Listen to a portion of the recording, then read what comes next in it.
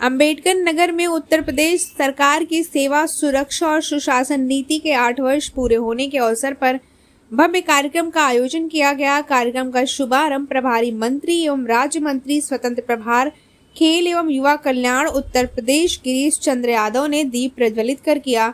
कार्यक्रम में विभिन्न विभागों द्वारा सरकारी योजनाओं पर आधारित प्रदर्शनी स्टॉल लगाए गए, जिनका शुभारंभ प्रभारी मंत्री ने फीता काट कर किया। इस दौरान जनपद में सरकार की उपलब्धियों पर आधारित लघु फिल्में प्रदर्शित की गईं और नुक्कड़ नाटकों के माध्यम से महिला सुरक्षा व जन कल्याणकारी योजनाओं की जानकारी दी गई। कार्यक्रम में आयुष्मान भारत मुख्यमंत्री ओडीओपी और अन्य योजनाओं के लाभार्थियों को प्रमाण पत्र, टूल किट और गोल्डन कार्ड वितरित किए गए। मंत्री ने सरकार की 8 वर्षों की उपलब्धियों को रेखांकित करते हुए बताया कि उत्तर प्रदेश आज देश में विकास का मॉडल बनकर उभरा है। इस अवसर पर एमएलसी हरिओम पांडे, जिला पंचायत अध्यक्ष श्याम सुंदर वर्मा, जिला अध्यक्ष त्रिमुख तिवारी, पूर्व जिला अध्यक्ष डॉक्टर मिथिलेश त्रिपाठी, जिलाधिकारी अविनाश सिंह, पुलिस अधीक्षक केशव कुमार मिश्रा, मुख्य विकास अधिकारी आनंद शुक्ला, अपर जिलाधिकारी सदानंद गुप्ता सहित अन्य गणमान्य उपस्थित रहे। अंबेडकर नगर के लोहिया भवन सभागार में राज्य सरकार के 8 वर्ष और केंद्र सरकार के 10 साल पूरे होने के उपलक्ष्य में आयोजित 3 दिवसीय कार्यक्रम के दूसरे दिन भव्य सांस्कृतिक कार्यक्रम आयोजित किए गए। कार्यक्रम में सूचना एवं संस्कृति विभाग से पंजीकृत लोक कलाकारों ने लोक नृत्य, लोक गायन और लोक जन जागरूकता गीतों की शानदार प्रस्तुति दी। इस दौरान पत्रकारों से वार्ता करते हुए मंत्री ने क्या कुछ कहा, सुनिए। वर्ष कार्यकाल हुआ, इन 8 वर्षों के अंदर उत्तर प्रदेश की विकास की गति को तीव्रता के साथ बढ़ाने का काम किया है। आर्थिक अर्थव्यवस्था को भी उत्तर प्रदेश की सरकार ने ठीक किया है। $1 ट्रिलियन इकोनॉमी की ओर उत्तर प्रदेश आगे बढ़ा है। 6 करोड़ से ज्यादा लोगों को गरीबी रेखा से ऊपर उठाया।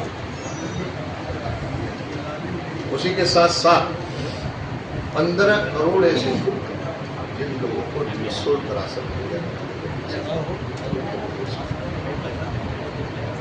1 करोड़ 86 लाख से अधिक परिवारों को निःशुल्क गैस का कनेक्शन पर सरकार ने दिया। 2 करोड़ 86 लाख से अधिक किसानों को किसान सम्मान निधि दिया है। 9 करोड़ से अधिक लोगों को आयुष्मान भारत कार्ड योजना के अंतर्गत गरीब इलाज के लिए सुरक्षा की गारंटी देने का काम सरकार ने किया है। 56,50,000 से अधिक लोगों को पक्की छत उपलब्ध कराने का काम। हर क्षेत्र में, चाहे वो रोड की कनेक्टिविटी हो, एक्सप्रेस वे निर्माण की बात हो, 6 लेन बनाने की बात हो, 4 लेन बनाने की बात हो, 250 आबादी से अधिक मजरे पूर्वे जो पक्की सड़क से नहीं जुड़े हो उनको जोड़ने की बात हो, उन सब कामों को किया है। उत्तर प्रदेश एक्सप्रेस वे के निर्माण में देश में पहले नंबर पर।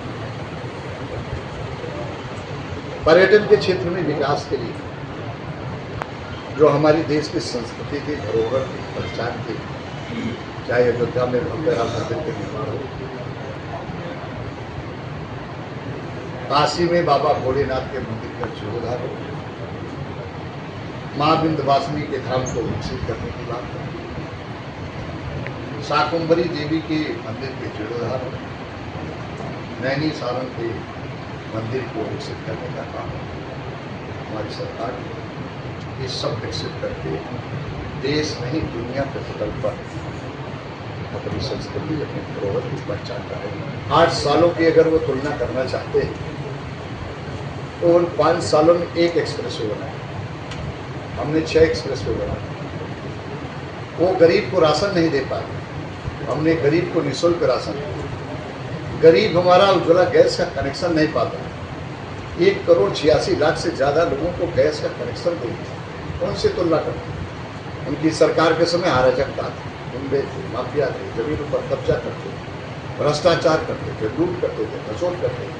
आज वो सब जेल में। उनकी तो आदत है नकारात्मक टिप्पणी करनी। वो तो जब आप समझिए कि लोकतंत्र के इस मंदिर में भारत निर्वाचन आयोग पर जो व्यक्ति टिप्पणी कर सकता है, पत्रकारिता पर जो सवाल खड़ा कर सकता है, न्यायपालिका पर जो सवाल खड़ा कर सकता है, ये काम कौन किया? समाजवादी पार्टी ने किया। हल्ला बोल किसने किया? न्यायपालिका पर हल्ला बोल।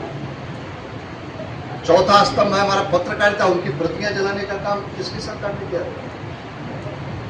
उनके समय में अराजकता थी, लूट थी, घसोट थी, भ्रष्टाचार था, गरीब हमारा गरीब होते जा रहा था।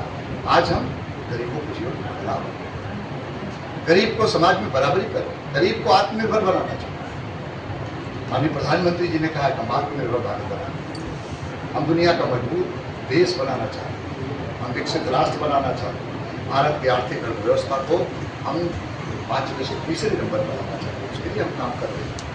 अखिलेश यादव को हर आपने देखा होगा कुंभ में उनकी क्या नकारात्मक, जब गए थे बोले कोई आ नहीं रहा, ट्रेनें सब खाली आ रही, और फिर वही ट्वीट करते हैं कि भीड़ आ रही। उनका दोहरा चरित्र, दोहरी बातें करते। जब भीड़ आ गई तो कह रहे कि व्यवस्था नहीं। 110 देश के लोग आए, 110 देश के लोगों ने इस दिव्य और भव्य महाकुंभ के आयोजन की तारीफ करके, यूरोप की जितनी आबादी है उससे ज्यादा 66 करोड़ 30 लाख लोग मां गंगा में डुबकी लगाते। ये हमारे लिए सौभाग्य, हमारे लिए खुशी की बात है। इतना बड़ा आयोजन बहुत भव्यता और दिव्यता के साथ हुआ। हमारे जो उसमें लगे थे, सफाई कर्मी से लेकर सुरक्षा के लोग लगे थे, स्वास्थ्य के लोग लगे हुए थे, उन सबको मैं साधुवाद देता हूँ। बहुत तत्परता के साथ, बहुत जिम्मेदारी के साथ हर व्यक्ति लगा था। हमारे पुलिस के जवान लगातार हर व्यक्ति को कहाँ पहुँचाना है, उनको सही राय देना, सही स्थान पर पहुँचाना, बहुत ईमानदारी के साथ। पूरी माँ गंगा स्वच्छ रहती। ये बहुत बड़ा आयोजन था और दुनिया के लोग इस बात की तारीफ कर रहे हैं। अखिलेश यादव को नहीं समझ आता और उनको समझ भी नहीं आता, क्योंकि वो कभी कभी आप देखते हैं चुनाव में क्या बात करते हैं, कहते हैं कि प्रशासन में अच्छा, कभी कहेंगे ईवीएम में ये हो गया।